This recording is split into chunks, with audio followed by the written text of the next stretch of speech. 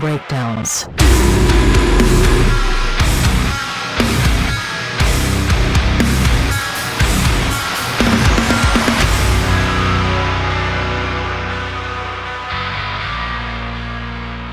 Welcome back to the Chill Sounds and Breakdowns podcast. We are on episode 76, and we have another return guest. Actually, it's kind of the first time here in the setup, because last time we went out to see you, but now you get to actually see the new spot, and it's a little more comfortable. We were a little rushed last time in setting up, but welcome back, Xavier. Thank you, bro. How's it going? It's going good. I'm going good. How are you? Absolutely great, man. I'm excited to actually have you back bro. in. Yeah, I'm happy to be here. I'm excited to be here, and good to see you too. Yeah, it's been a minute.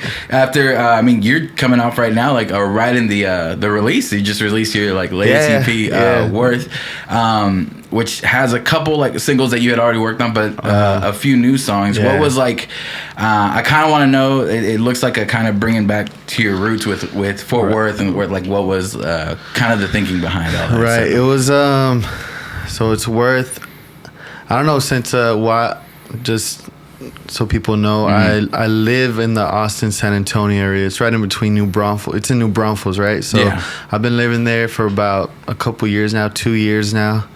So I don't know, I guess I was in the, I'm missing home, I'm going through the motions and all that. And then, and I don't know, I wanted just a staple of, to pay homage to my roots and where I'm from. And because I wanted this project, it's like a short project, but I wanted to kind of be what's it called, like a representation of who I am as an artist, kind of fully, just kind of as far as style and as far as I just wanted to be more all the songs are different. I have slow songs, fast songs, I have instruments, I have hard beats and stuff like that. So I kind of want to just be a representation of who I am. Yeah. So of course the cover and the theme was I had to be where I'm from, because that's a big part of the reason. We'll start before we dive into the music. We'll start with the cover. So the cover's you on this on a longhorn, right? Yeah. And I saw a clip where it was I was that's got to be kind of dangerous, right? Even with somebody there, a trainer or whatever. Well, people thought it was photoshopped at first. Really? Yeah. So that's why I posted that clip, to be nah. I risked my life for this. No, bro. They're huge. They're way bigger than I anticipated. When I first pulled up, I was dang, I thought it was gonna be in my head it's a cow, you know what I mean? But that's what I would picture. But I'm not around cows, so even then, I think a cow is not that big. But nah, bro, they're huge. I had to get on some steps and get on and nah, bro. At first I was terrified, and then you kind of get used to it. But then at the end of the shoot, they start getting a little aggravated. So that's when you see it throw its horn at me. And then I had to weave it, and then that's a lot of distance you would have to keep, because it's not like a normal horn that you can be it was fun though. It was fun because it was so different, and we were caught between because I wanted to be the longhorn, and of course represents Fort Worth, and obviously it has Fort Worth has a country, kind of vibe to it, you know what I mean? But I didn't want the album to look like a country album, you know what I mean? So so that's why we had to what I wore, and then the color schemes behind it in the back and all that kind of. We had to be creative with it, but it was fun, super fun. And I think that's a really cool way to kind of incorporate, again, because you you're originally from here, you know what I mean, and it kind of shows both back, this is where I grew up kind of thing, but this is what I do now, because it's funny, because I was talking to somebody who is supposed to be someone who writes articles for the Fort Worth Weekly, and I was okay, and they were talking about Fort Worth is just country shows, and I'm no, there's so much more to the scene here, there's everything, everything you can think of is out here, but that representation is just oh no, that's just what we're known for. But I like that, because it's yes, this is where I'm from, where I get back, and still I still found my own kind of way through it. Yeah, bro. I think it's important, especially, everybody that's from Fort Worth that I've seen and that I've met and growing up, we're so proud to be from Fort Worth, and we love it here, and we know the beauty of it. It's a big city. It's one of the biggest cities in the country, but it still has that small town feel. Yeah. It's nothing crazy. And then most people compare it to like Dallas. And then, you know, I've lived in Oklahoma for a couple of years. Like when I went to college, I lived down there. And then when I hear them speak about, you know, they always compare us to like, well, they put Dallas, obviously DFW is all in one, but it showed me that like Fort Worth, I guess for the outsiders, like our identity isn't really set. You know what I mean? Like people don't really know about Fort Worth or like what it really is. So, you know, me as, you know, hopefully as my career starts growing and taking off, I want to be a representation of it. I want to represent it and make it proud. And it's a funny thing to talk about, but it's but you know, I love it. I love Fort Worth. So anything I do, I want to represent it where I'm from. I want people to know, and then I love talking about it. So like falling in love with where you're from is really cool, especially like when it's something. I think one of the biggest things for me is because I've seen a lot of like Fort Worth become like this giant like epicenter now that it is.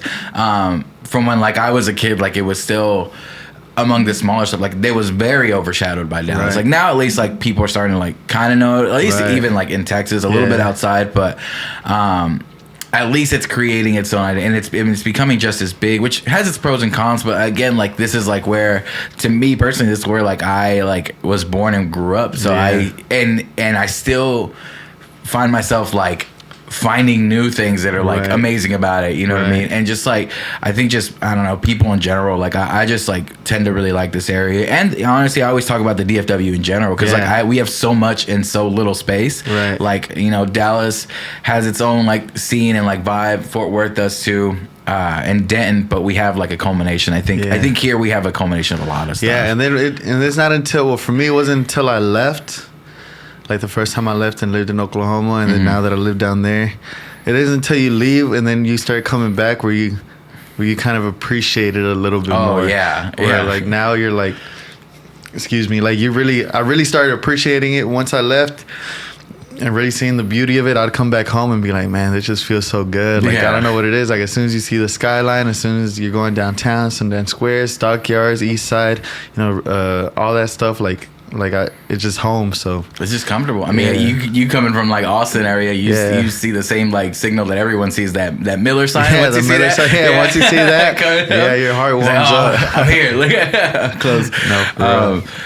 Okay. So on the project, what you were saying earlier, you wanted to show like all sides of kind of like what you're doing, and a lot of like again like the songs that were added to it, like Big Bang is the one that always like comes to mind when I'm like thinking about you. But like the new ones that like you came out I felt like got really like into like the personal side of it. So there's a lot of like lyrics that were what sounded like really like inner, like someone were like inner struggles and like some but I'll start with there's one actually like I quoted the other day, but it's like I can't remember the name of the song, but it's like you do good and I'll do better. I'll do better. That's what it's called. But I love that because to me, and again, like you can have a completely other meaning for this, but to me it's that feeling of, hey, you know, I don't wish you to do bad. It's like, but I'm still gonna like, you're not gonna stop me from like being as like great as I can be.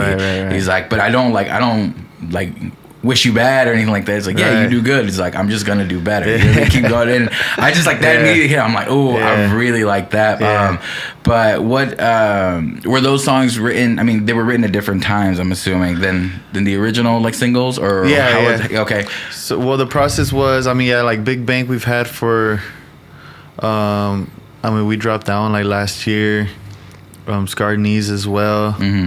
Canelo we dropped this year, and then like I'll Do Better, From the Balcony.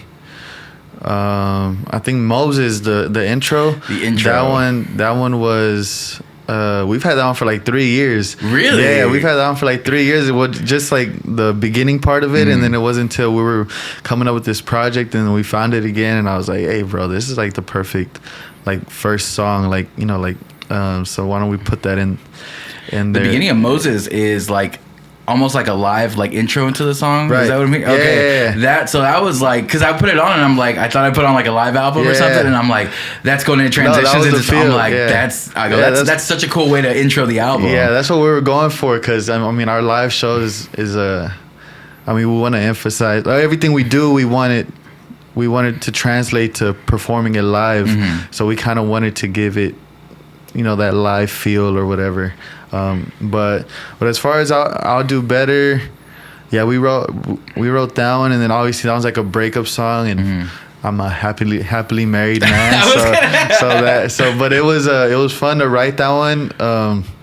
You know, I had to open up old doors or whatever to kind of think about, you know, how I was feeling. And that one was kind of like a writing exercise for me. It was, and that's why it was fun, because it was, all right, because the vibe was, we were making the song with Danny, my producer.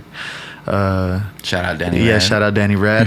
He wanted to make it like a, you know, kind of like a sad song, like a breakup song kind of thing. So then I was like, all right, bro, well, let me think about it. He's like, you know, I'm married, right? Yeah, which is hard, and it is funny thinking about it. And I'm just like, all right, let me go back to some years and when I was heartbroken and stupid, and, you know what I mean? So then I started thinking, and then I don't know, I just wanted to give it like a twist. I wanted to like that, like it was kind of being like a little bit petty, almost like a little petty attitude, like, oh, you do good, but I'll do better, you know, kind of thing. So yeah, I mean, that one came, and I think that was the last one I wrote, to like add it to the project, because we wanted to give it that was like the slowest, a little slower tempo. Yeah. So we wanted to give it that as well, and then.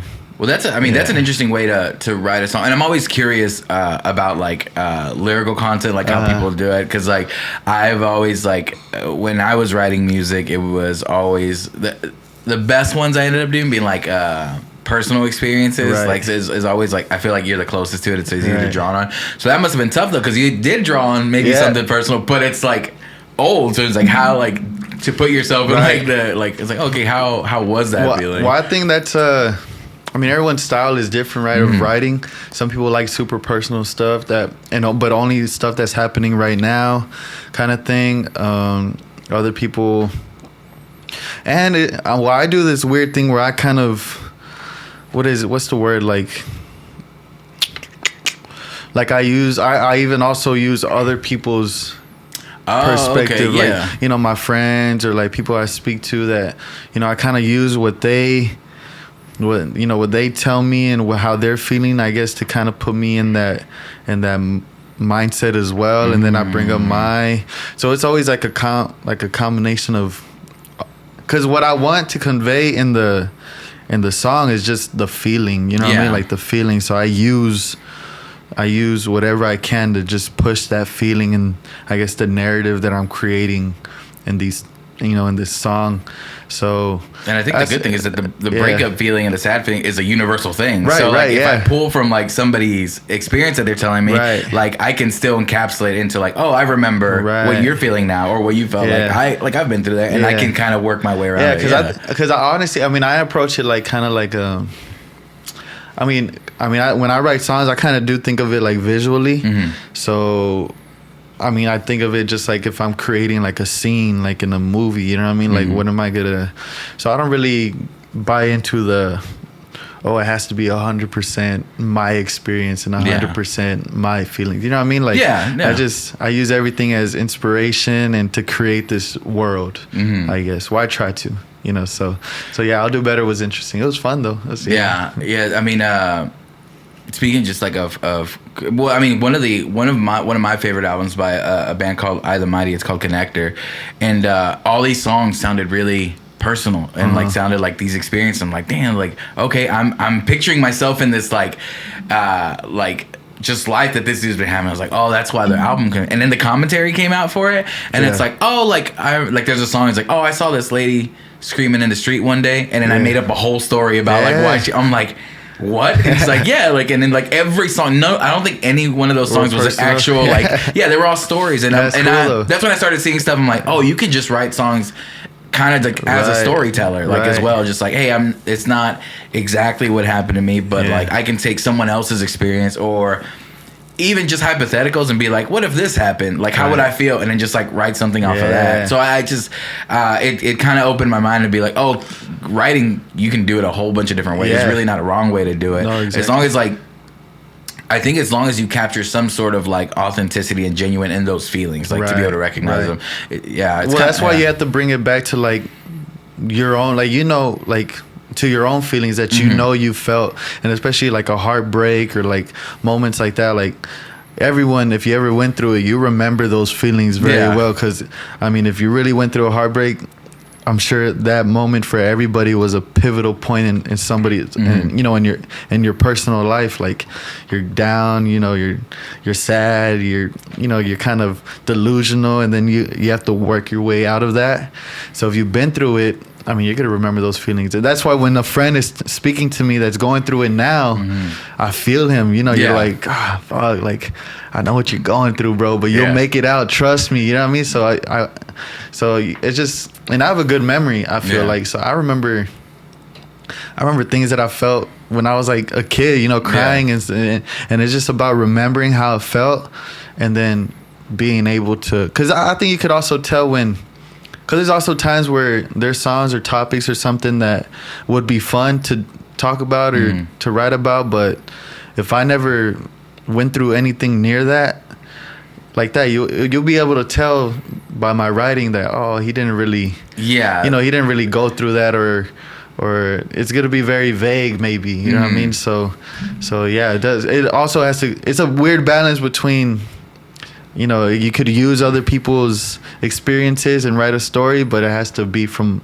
an authentic, you know, your own feelings. I think again, that's the key to all of it, is to find some way to pull it back into a place of like authenticity and just it being genuine and real, like to you. So how do you make it real to you? Because there's stuff that there's some, there's some, and maybe it's just like me personally, but sometimes I'll hear some songs and I'm like, you can feel it, like where it's like they're forcing it, like, you know, it's being forced out. But if you can pull it back to like an experience and be like, oh, I can relate to a little bit of this. It's like, I'll write it about that, but I'll put in some real feelings, and that's how we'll kind of get the song to. I remember like one time, when I had a band, the guitar player came to me. He's like, hey, I have this idea, and he wrote like a whole song, and he wrote, I think, like one word, and he's like, this is what I want the song to be about. And it was about like he was going through like a breakup or something like that. And I'm like, well, you know, I've never experienced anything like what you're saying, but I took all of that into account. And the weird part with that is and I took some of like my experience with that, but the funny thing is that when I wrote that song,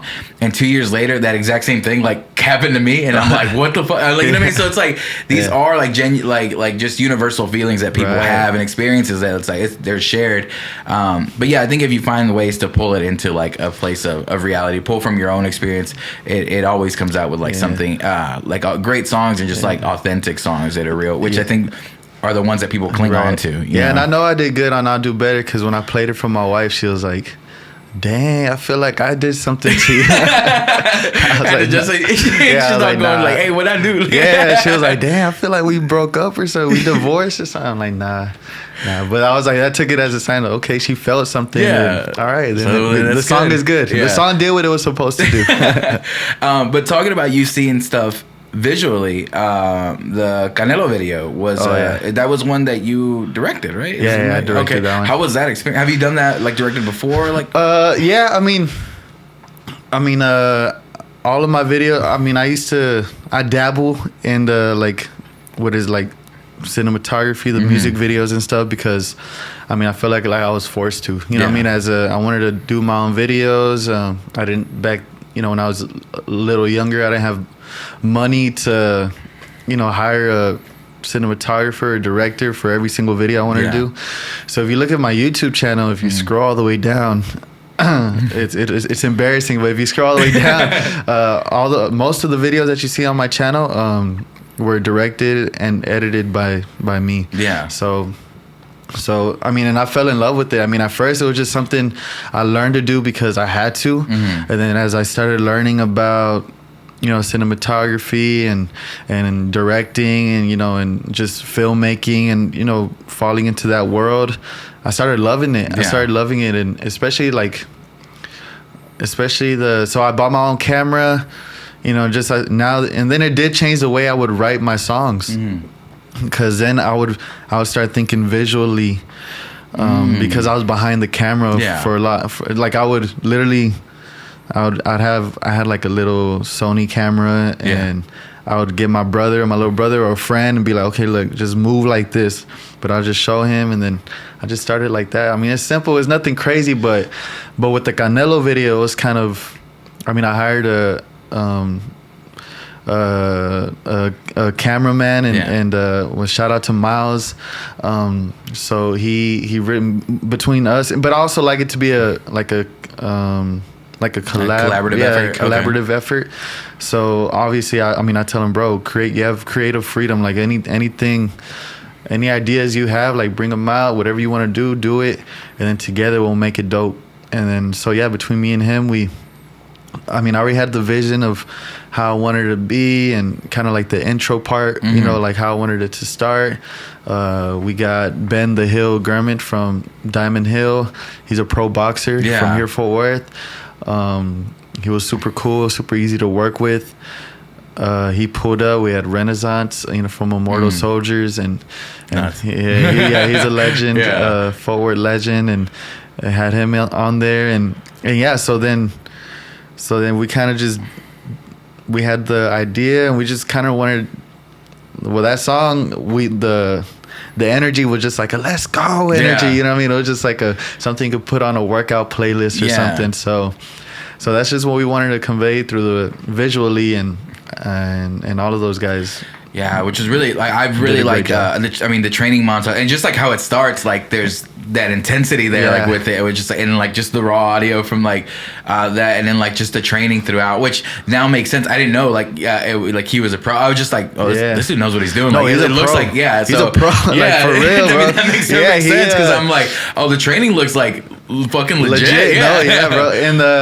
And it, I mean, it was badass because he showed up, and I told him, bro, I want you to kind of look kind of sweaty, you know what I mean? So I had like a spray bottle.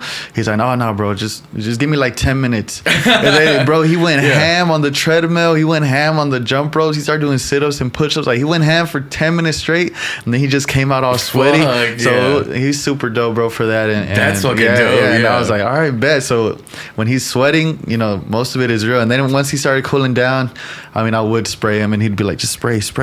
And he's just easy to work with, bro. That's so super fucking cool, though. And then, but he was making it look easy, and he was really training, like the push-ups, the sit-ups, the big ass rope that I don't know what it's called that he did. Those fucking battle ropes. Those shit suck ass, dude. I can tell you from experience. They're heavy. They were heavy. Heavy shit. And he hit that hoe, and and all of it was super cool. And there was things. I mean, obviously, I don't know much about boxing or anything, so I'd tell him to do if he could do certain, I guess, moves or hits, and he'd be like, it's because we don't really do it like that. And I'd be like, okay, well then, hey, let's make it real, you know, you tell me what is it that y'all do, and he would tell me. So it was super cool to have him, you know, a real boxer, a pro boxer on that video. It's another just level to like, oh, this shit that's real. You know what I mean? Like, and like, again, I honestly shouts out to him for being like, hey, that's not an actual like move. You know what I mean? Like, let me do it as real as possible. I really like that he said that, and I was like, all right, bro, let's make it.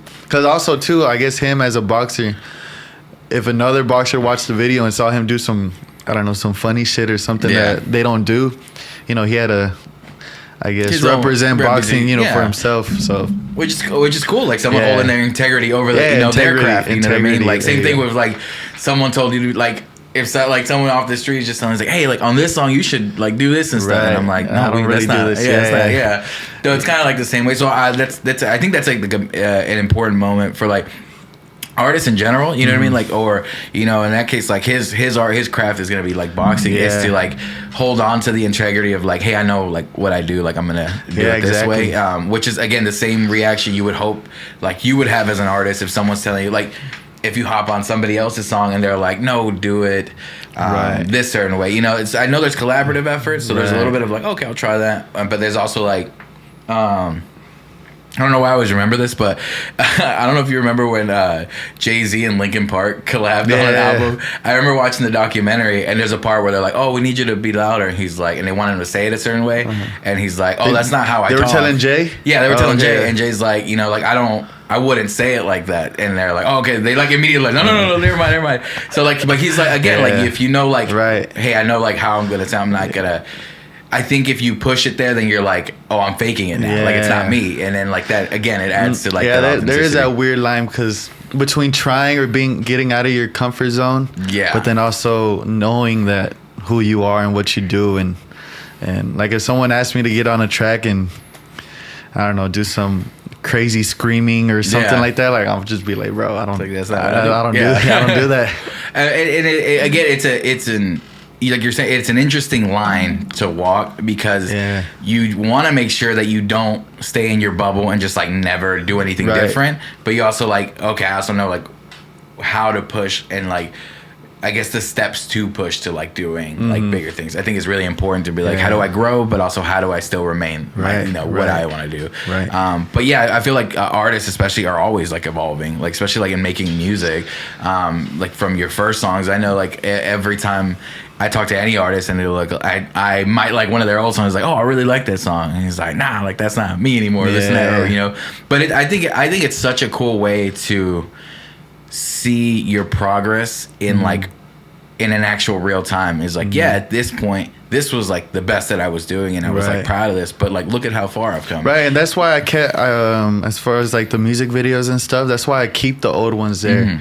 I mean, they're super cringe like to watch, you know, to watch when I watch look at them now, and especially like the first ones, like I don't even look at them, I don't want anyone to see them in front of me, nothing, but they're there. I keep them so that you could see the progression, you know what I mean? So, you know, and so that one day I could, if I do peek at it, I could be like, wow, like if I don't, because you know there's times where you're like, I don't know, where it could seem like you're not, I guess you forget how far you come because you're taking little steps, you know, every day. And then just every now and then you look back and you're like, oh, wow. Like, there's a lot of times I had a friend bring this up one time. He's like, you're a little too close to the picture to see how far like you actually like have moved on. Like, because you're seeing it here. Right. He's like, but if you pull back and look at this, like how I'm looking at it, like, and he was talking about me personally because I'm like, dude, we're not doing good. You know, we're this and that. You know, we're having this problem. And I'm like, you're right here. And these problems exist here. But if you look here, I go, you are lucky to have these problems. Like before, you wouldn't dream of like, even thinking of like this being an issue for you because you never thought you would get here. No, bro, I fall into that too, like just being a little too hard on myself, you know what I mean? And I think as an artist, I think all artists are that way, just super critical of oneself. And so there's times where I do stop to think, or Danny will remind me and be like, bro, think about 15-year-old you, think about 17-year-old you. Like if he was, I remember that kid just wanting the guitar I have now. Yeah. Even that would have made me the happiest kid. Or just being on a stage or like, you know, just we have a show coming up. Yeah. Like, bro, if 17-year-old, 18-year-old was seeing this, like he wouldn't even believe it. And I look back and I'm like, wow, that's true. But it's just the little steps we took and that we forget about, I guess. And it's again, because we're so focused, like artists tend to like get really focused on what they're doing and how to make that better. And like there's times where like you get stuck and it's like, I can't move forward. Or like me, I'm thinking too much of where I'm not, you know, where I'm not where I want to be. Like, okay, this is cool, but you know, the goal is that. You know, this is, you know, you're not even thinking of this. You're thinking of where I need to be, where I need to go, what I'm supposed to be doing, where I'm supposed to be at my age, where I'm supposed to be, you know, after so many years and I'm not, and da-da-da-da. I get lost in that sometimes where I mean, I have people around me to remind me of right now and to even look back a little bit, but to be grateful and this and that. So all those feelings. But then again, I started overthinking shit and I started thinking it's happening right now. It's happening right now. But also too, I need to be looking up, you know, far ahead so that I could move forward. And you know, I mean, you're stuck between, you know, being present, you know, setting goals, you know, all that stuff. I get lost in that so easily. It's very easy to do. Like it's just not like it's very easy to fall into that trap of like, I need to set goals and look forward, but being like, oh shit, like then I get too focused that I'm not there. And it's what is it?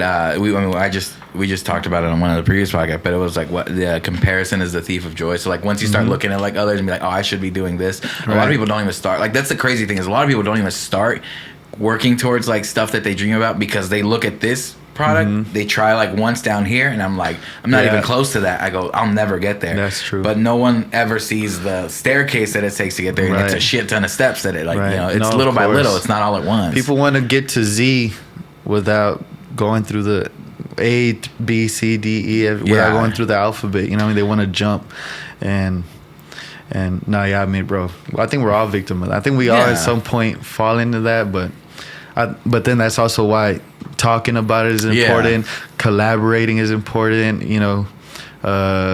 Just speaking with other artists that are going through it because they understand it and they're just helping each other out. I think having it, like, I mean, the good thing is, like, you seem to have, like, a really good, like, team around you, like, of people. And then, like, I mean, one especially, I mean, I know we talked about it last podcast, but, I mean, having your brother, you know, Danny, pretty much through, like, be your, like, musical partner throughout, all this has... My whole life. Gotta be, like, so, you know, like, somebody exactly, like, who's able to... You guys can kind of keep each other, like, in check when it gets to those things. And help each other reflect, because I mean, y'all been on the journey together for so long.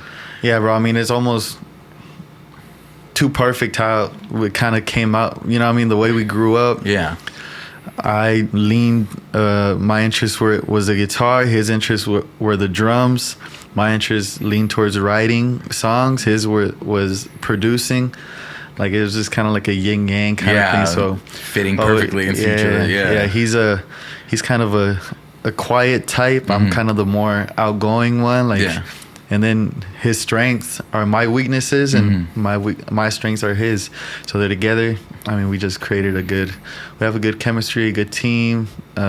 We just learned to work well together. Because all the songs is he like involved? He's involved in a lot of the songs, but not, like everything, or at least on the EP. On the EP, he's everything. Yeah, right? He's everything. Yeah. So I mean, all the beats you hear, that's him. Yeah, I mean, obviously I'm hands-on with it, so, you know, the guitar parts, I'm in the, you know, arranging it and everything, but as far as all the important stuff, the sounds, the production of it, like, that's him. That's Danny Rad. So, So he's together. I mean, together but then also too, it gets for the project. I mean, he wanted to showcase his production, you know, where he is, as far as producing and stuff. And then also too, we're not like a group, you know, like he's still Danny Rad. So he's going to be working on his own stuff, his own style, which is his. And then I have my brand, which is guitar heavy, you know, with like, you know, my solos and everything. So together we were just mixing both of our sounds together. Because at the end of the day, it's still both of our sounds. Like, he's not. What is it? We're like. I mean, it's not like like a duo where it's like, oh, this is like the way it's always gonna sound. Like basically, like that EP is technically like it's your EP, but it's like a collab thing. Right. So it's not like, oh, this entire sound is Xavier's second. So this is like kind of like a collaborative effort. So you can always, I mean, it opens both of you up to like, hey, I can go work and do like different stuff, and no one like, and be like, oh, you know, oh, you're changing like your sound. No, like the style is mine, we're just combining it. So the goal is for both of us, and then it does allow us. Of course, it's because of it. There's times where we bump heads. Yeah. But both of us establishing our own identities, and even musical identities, and as artists, we found that we've grown more than in that way individually, but still we're able to collab and dang, what am I trying to say? Like, I feel like it would cause less friction because you wouldn't have to like try to work out the same vision at all times because you're both individual artists. That's what I'm trying to say. You know, so you can both keep individuality, and like, hey, if this isn't working for this project, it's just mine now. Like, you know what I mean? Like, it doesn't. You don't have to like completely formulate everything you do to like, oh, it's got to fit in this band, which is is why I like a bunch of bands now and a bunch of like artists that have like tons of side projects, and you listen to like, hey, this sounds like one thing, and then like that completely sounds like. Last night I was at a show and I saw a performer. His name was TJ Novak, and he was like playing really like this. Definitely like did not expect it out of him. He was playing I think like the last song they played where they covered like Call Tyrone by Erykah Badu, and his voice was fucking crazy. And then like right after, he played with his band called Curl, completely different vibe. Yeah. He does not like singing that at all. Right. It's just like it's a completely different vibe. And I'm like, yes, like whatever, like you can do as many projects as you want to not limit that creativity. And I think that's a perfect idea for y'all too. Yeah, and then I mean, yeah, that's what I was trying to say. Thank you for that. So yeah, and it was because I mean, but it's something we've done our whole lives because we've grown so close together, and our journeys are so like parallel. We've always tried since we were kids. Obviously, it's kind of like if we were twins almost, like because we were so close in age, and we started playing music at the same time. Whereas we're doing it together, but we're still each of us are still fighting to find like our own identity. You know what I mean, individually. So in music, I mean, it's the same thing. Yeah. So because it's really easy to like, especially like if you're on the same type of journey, if you're like just doing like falling into one, it's very easy to become one person. Right. You know what I mean? Just one thing and be like, and forget to find out what your individual creativity is, because you're like, you've been working on something for so long that you're like, oh shit, you know, like who, you know, you see, I've looked at it, I've heard it more in like relationships and music, but people were in there like, oh shit, I don't know who I am like without this person. And that's like that's one thing I know splits off into everything. I was like, oh, you got to know who you are like in everything before you can, you know, really like decide like, you know, to be in, whether it's music, whether it's relationship, anything like that. Like it's way easier if you know who you are to like, hey, okay, let's make something together. You know what I mean? And it's super important. I think that's super absolutely. important It makes cool shit. You make really cool music. I think you make you make, because I mean I think it translates to real life too. Like you said, like it's a relationships, bands, everything. But it's kind of a like with me, I'm big on taking like even let's say me and my wife so I take care of me for her kind of thing, you know what I mean? I take care of me or for us kind of thing, and then she does the same for us. So it's like, so it's just so that I work on my individuality and like myself and my own identity, but it's so that when we're together, you know, we're stronger and better. You know what I mean? Because sometimes we can get lost in, you know, or like me and Danny, like, oh, I'm just this, you know, because of this world that we create or this duo that we are, instead of, you know, focusing on my strengths and how I could get better. You know, I think you can get lost in that. So yeah, it's very easy to get, especially like if you're making cool stuff and it's like, oh, okay, this is that, and then you start again, if you don't have that set on like, oh, this is who I am as an artist or who I am as a person, then like it's really easy to you know, compromise a lot of your stuff, not only for the project, I mean, compromise is the wrong word, but it's like you're collaborating on a project. It's like, okay, but it's very easy to shift and like everything becomes that now, and then you forget to take care of like, oh, like I forgot to be flexing these muscles or like this creativity. Exactly. But yeah, no, it happens very, very easily. I mean, like that's why you have to have like a sort of, you know, style created for yourself or whatever like makes you happy creating. And that's I think if you keep that, you can collaborate and do whatever. Like if you find your source of like how to keep making your creativity your source of happiness, like that's when you can be able to like do whatever you want, like, or work with anybody, because you're like, oh, I know how to keep creating stuff. And that's why like when I start seeing artists change, and I'm like, I used to, when I was younger, get really salty about it. I'm like, nah, what are you doing? But then like, you know, writing music myself and just being around it for so long, and I'm like, yeah, dude, like you have to flex that muscle. That's why sometimes people put out some weird shit, but I'm evolve, like, and I'm like, yeah, I might not like that, but if they're liking it, then that's what's keeping their actual drive for music going. You know? And it's part of their journey. You know? Even if it is a flop, you know, like to the consumer, like I'm sure as an artist, like that was just another step to the next thing. You know what I mean? To flex those muscles and to grow. But yeah, bro. So yeah, Danny Rad, I mean, super grateful for him. And of course, the project wouldn't be what it is without him, you know? Yeah, absolutely. But I like when we were going back to Moses, though, you were mentioning the live show. And that's one thing like I always talk about, like with you especially, because like I think the live show is just like just another experience like with your show. I remember the first time I had heard about you before NoiseROT actually booked it, because I think you worked with DJ over with like Arrow, and like it was like an extra Valentine show, and I had heard about you, but I like had never seen you. And then I looked up songs and was like, okay, I know what to expect. And then I saw like the setup, and I'm like, there's a whole ass band setup up there. I was like, okay. And then to watch the show, and I'm like, dude, what the fuck? And like that show at the Post was like fucking packed too. And I'm like, what the like? It's so fucking like energy. Energy is my favorite fucking thing at shows, and it like that was one of like the ones that I don't forget like ever. Thank you, bro. And I whenever like people like mention you or talk about you, and like, oh, Xavier, I'm like, you got to come like live show. Like they're like, oh, I like some of the music, and I was like, nah, man, live. It's a good experience to have. That juxtaposition, and they both work, you know what I mean? Like the recordings like sound really good, but then also like the live experience is something unique because it is something to come out to, you know what I mean? Like we had that discussion last time where it's like, yeah, people, you know, have their options on what they want to dedicate their time, and you're like, yeah, I want to make sure like everyone has a good time, and also it's got to make it fun for you. No, yeah, bro. I mean, we were rehearsing yesterday all day, literally from like 2 o'clock to like 9 o'clock at night, and just super excited, bro, because I mean, performing live, I mean, that's really the root of everything. Like me and Danny, before I started writing, before anything, I just had a guitar. When I learned my first 3 chords and Danny learned his first, you know, little beat. Yeah. I mean, I was like 9, he was like 7. Damn.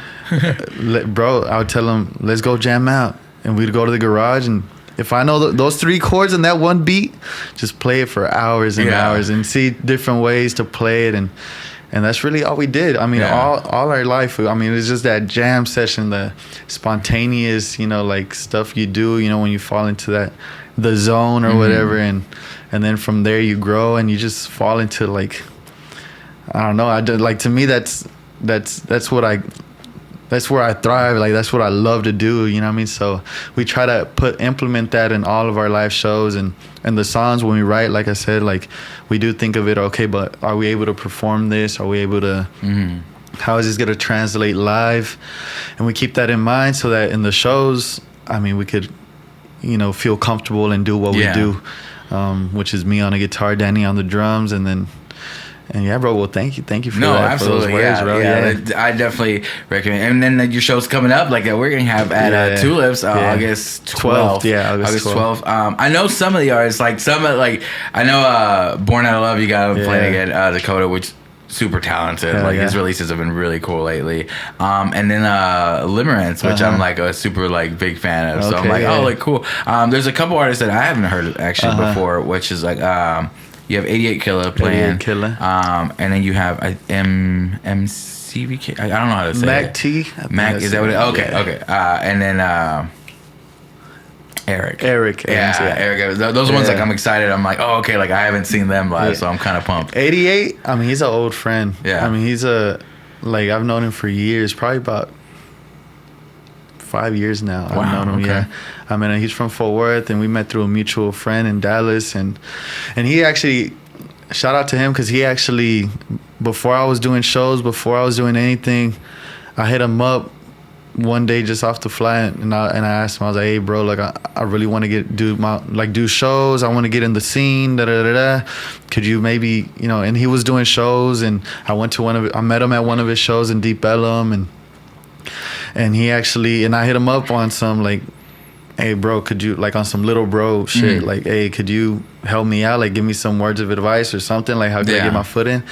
And he was like, yeah bro, I got you. And I barely knew him, and we met up for like, I think we grabbed something to eat or went to a bar or something, and we just talked for hours, just chopped it up, just music for hours. And he was just sharing his experience with me, what to look for, what to watch out for, what to not do, what to not waste your time on, how to, you know, what to lean on, how to knock on the doors, and bro, super helpful, super. And after that, he threw a show, I think at the Post. That was my first time playing at the Post. Was like, I think like 2019 or something. And it was his show, and he helped me out, put me on the lineup, and I think that was like my second show ever. Wow. Yeah, or like my first official show like on the lineup ever.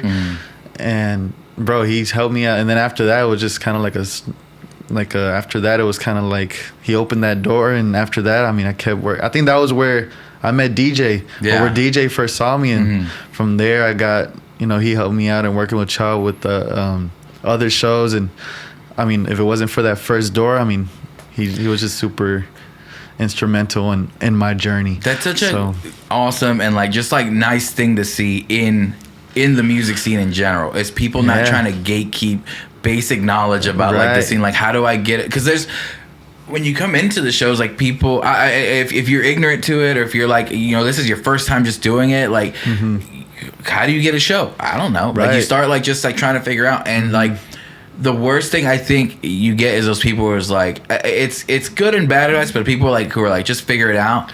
And I'm like, to a degree, there are stuff you have to figure out on your own, but there's basic shit that could be offered like by people and be like, hey, you probably don't want to do this, like, or if you're looking for a show, here's a few people that you could like. I do that a lot, you know what I mean? Like, if people were like asking, oh, if I need help with this, I'm like, I don't know how to do it, or I know how to get to it, but I'm like, here's probably who you can reach out to, stuff like that. Or if it's something, I've had, I think 3 people like within the last few months ask me like, hey, I'm starting a podcast, like, do you have any advice? And I'm just like, you know, it would be so shitty of me to be like, oh, like, you know, figure out your shit, or like, or I'm like, oh no, I don't want them to like to be jealous of it or something. Be like, oh no, the podcast is my thing. No, like you want more people. Same thing with music. You want more good artists. Like, if you want a fruitful scene like out here, like you want more people doing shit. So I was like, yes, I go, here's what I use. I go, here's just a bit of advice. Like, again, I'm not gonna. It's the other balance is like, I can't walk you through all of it, I go, but I can give you your starting points of like, here's where, you know, because at the same time you got to know, like, do you want it, like, enough for you to figure out, but also like, hey, don't do this, like, avoid this pitfall, like, especially like if you've had an experience that sucked ass for you, you're like, why would I want somebody else to like go through that, you know what I mean? Like, and I think a lot of people do have that mentality of, nah, I went through that, or I went through this shitty situation and they got to go through it too, kind of thing almost. And it's super weird to me because, I mean, why would you think like that? That's like messed up. It's a weird thing. It's, I mean, people bring it up with traumas all the time with like their parents, like when you get like old school parents and stuff like that. We're like, oh, well, like I went through like this shitty, like you got, I'm like, why? And when you like logic it out, you're like, but why would you want your kid to like suffer too? You know what I mean? And same thing with like music. Like, why would you want someone else to have a shitty time? I go, you're gonna have shitty times regardless. You know what I mean? Like, but if you can help them avoid one extra one, you know, that'd be nice. Like, you know, people like. No, so I mean, so 88 was super helpful to me and doing this show, and you know, I reached out to him and he was super. I mean, he was down, and we have a song together and Champagne that we're gonna perform live. So we're excited about that. Eric Evans and Mac. I mean, I've never met them before, but I've seen them on the socials, and I've been keeping up with them. I've been following them for years, and I thought they were super. I think they're super dope. Super dope artists, and their vibe. I mean, I felt like it fit the vibe of the night. I mean, they're kind of like chill soul, hip hop vibes. So I mean. Yeah, that's all I was going for. Just lineup looks lineup looks like a fucking vibe, like straight up. Like, and then like I love Tulips. Like Tulips is like a cool little spot. Yeah, so I like it because it's got like the stage area and stuff, but it's also got like the little like chill patio in the back, so people can hang out and like and have fun. Because I appreciate those shows a lot, and I think like the one at the Post was like your first headliner that you did, and that's kind of what it felt. Because I mean, people partied after, you know, after it said like people still stayed and just like partied, and I was like, that's fuck. I go, yes, like that's that's the energy that's really cool to see, like the hangout energy, and like, hey, let's just hang out together, be friends, like actually like that fun to go out and see like music. And then I got my boy Roy on the DJ. I mean, at the last show, I told him, bro, as soon as I get off, turn it up. I told him, I was like, as soon as I get off, turn it up. Like, let's keep it going. Because it was just a vibe, bro. It was just like, I love that. I mean, of course, I have people I love there. I mean, people that stay for the show that are showing me love. Like, let's just hang. You know what I mean? Let's just have a good time and make the most of it. And yeah, bro, last show was great. It was like top 5 experiences for me. Like, I loved it so much. So hopefully this one will be just the same or even better. I'm definitely like strongly already counting on like it being like badass. Like, I'm just excited for it. So that, I mean, you just put out like that project, but you've been working on it for a while. Like, what's kind of like your next? Do you have any like idea of like what you're really planning next? Is there anything specific or? Let me see. What am I planning?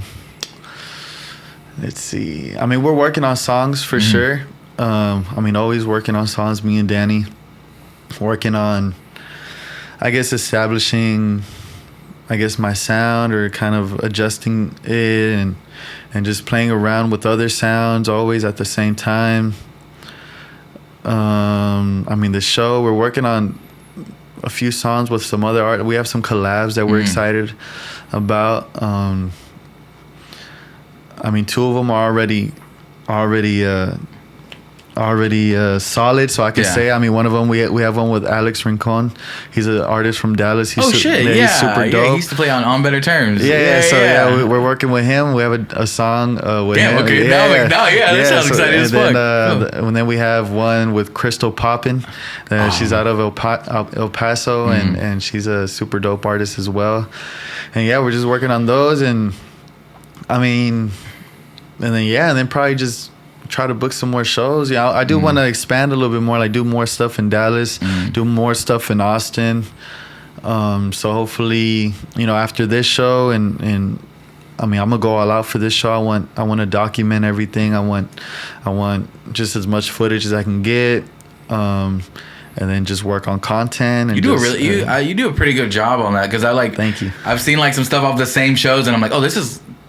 So it looks different, like footage. Like I guess you just like capitalize on like everything captured that night. You do really good on that. Thank you, bro. And yeah, dude, content, man. It's a big game. Yeah. So I mean, and then also like we have music videos that I want to also do. Like today, I'm gonna do one for Scarred Knees.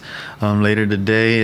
So you're recording a video today? Yeah, well, what the fuck? Yeah, that's why I'm in town, to shoot the video. Oh shit! Yeah, to shoot the video. How are we just now getting to that? Hold on. For Scarred Knees, which is like one of my favorite songs ever. Yeah. Shout out to Mont, that's on there.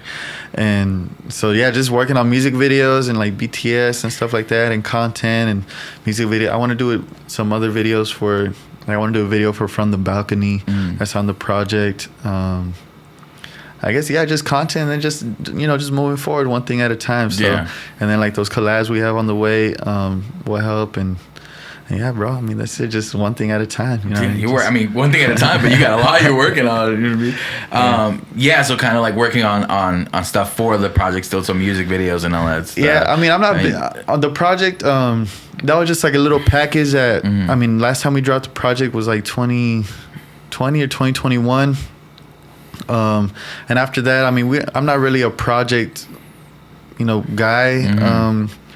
Whatever that means, but like I'm not like I like working on the I guess capitalizing on a single, getting the music video, making that its own world, and then and then putting it out and then working on the next one. I like that because it also helps me be consistent as well, as far as, because I don't want to be MIA for a year or whatever, because I'm working on a project, and then I drop a project, and then people only listen to the first song. So that's a big thing that I've actually like brought on here quite a few times. It's funny that you brought it up first, because I usually like bring it up quite a bit. But yeah, the single mentality versus like you're working on albums or EPs and stuff like that.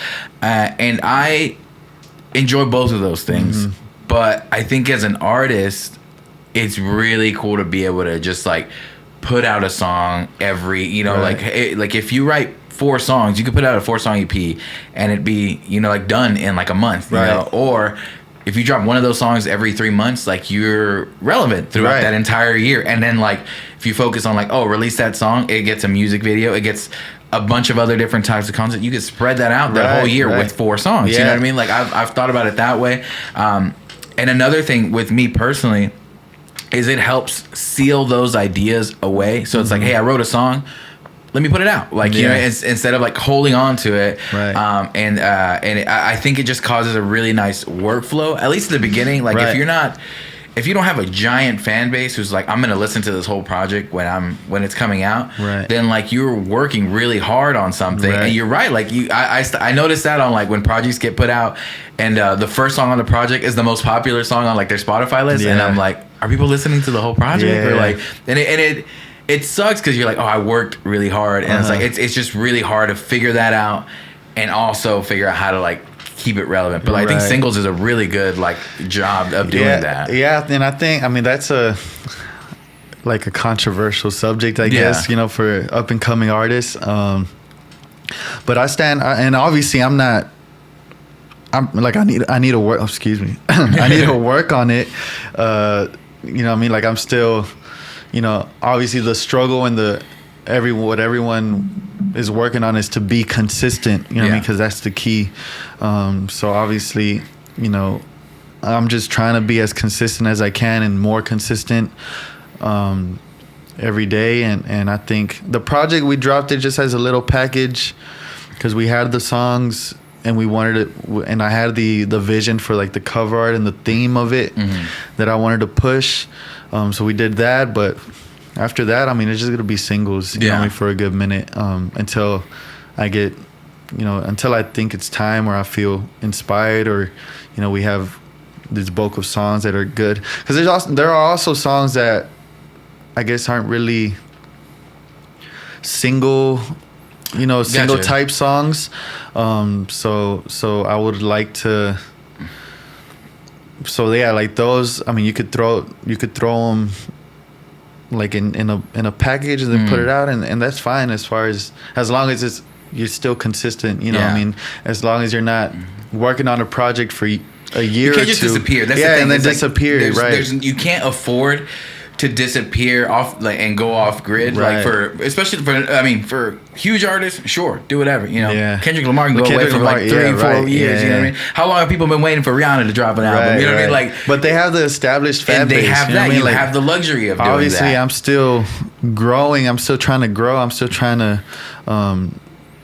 I'm still trying to create that fan base or that strong following, and that obviously that comes with hard work and consistency. It requires work. It requires work, and it requires you, like, you know, to be consistent. You know, keep feeding them almost, or so yeah. I mean, that's what I'm trying to focus on, and I think it's gonna be like that for a good minute. You know what I mean? A while. So. I think it's also until it feels right. You know what I mean? Like, if right now it doesn't feel right to, like, if you're not in a mindset where I'm like, oh, I know what I want to do for, like, you know, an album or an EP, then why am I going to sit around until, like, that idea comes around? And they're like, no, okay, let me do what I can keep doing is, like, let me just write music and keep doing it.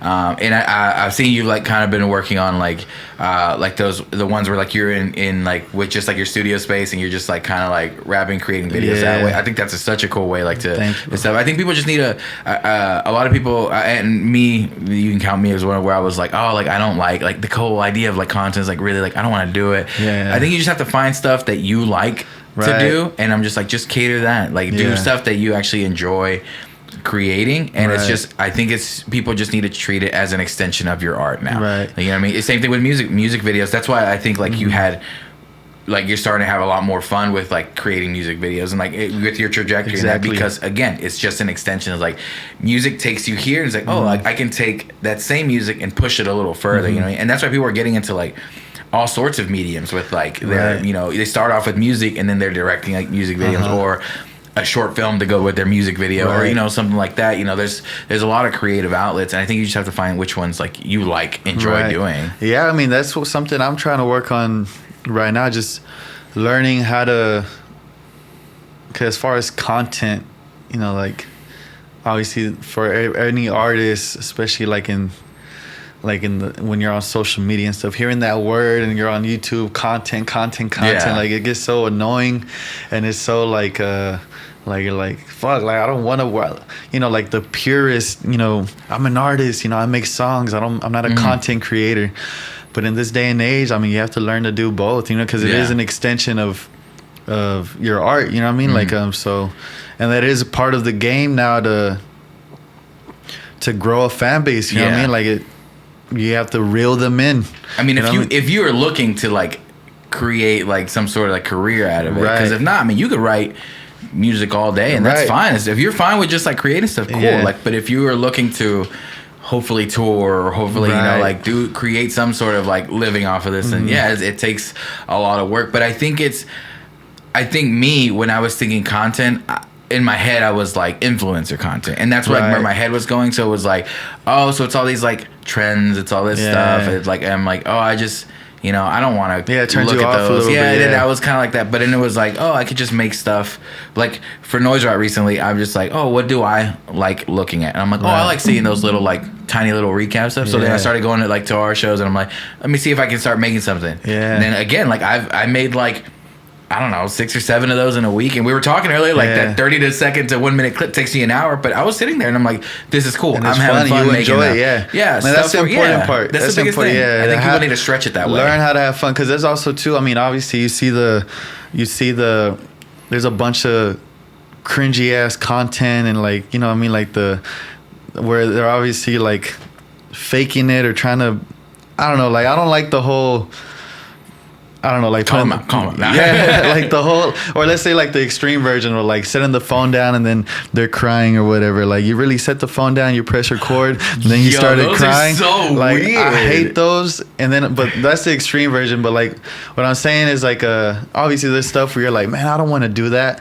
When it's like, okay, well, don't do that. Like find your own style, find what fits you and your personality, what represents you and who you are, and then learn how to have fun with it, and then just put that out. Just learn how to do it your own way. You don't have to do that, but you have to try something, you know, start somewhere. And obviously, I mean, I'm still working on it, and just trying to work on the content. But then like me, what I've kind of been leaning towards is kind of like like obviously for me the songs and the music videos are like, I guess where I thrive is like the main things I'm worried about. Like I want those to be amazing.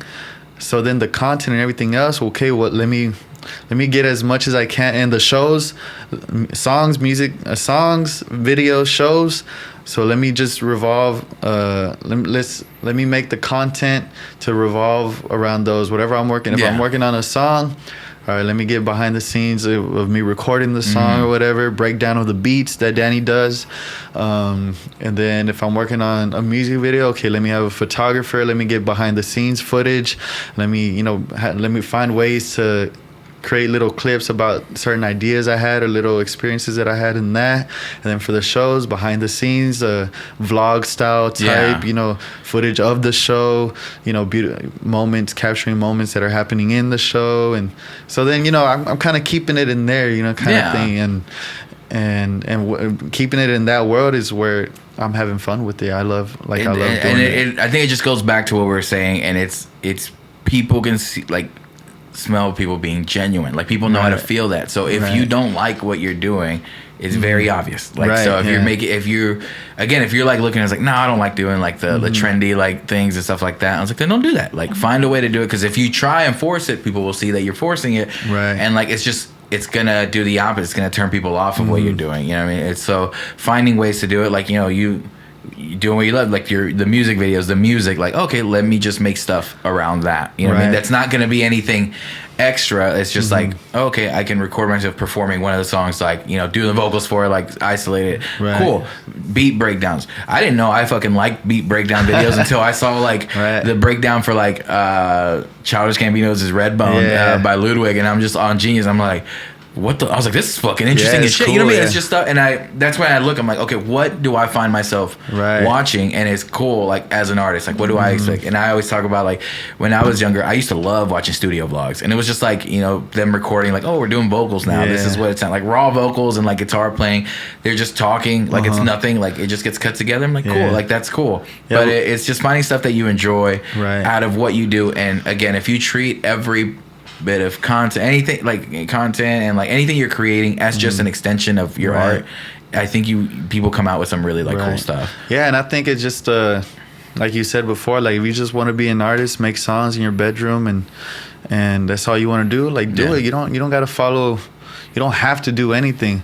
But if I sit down and then tell myself, eventually the goal is to do this for a living.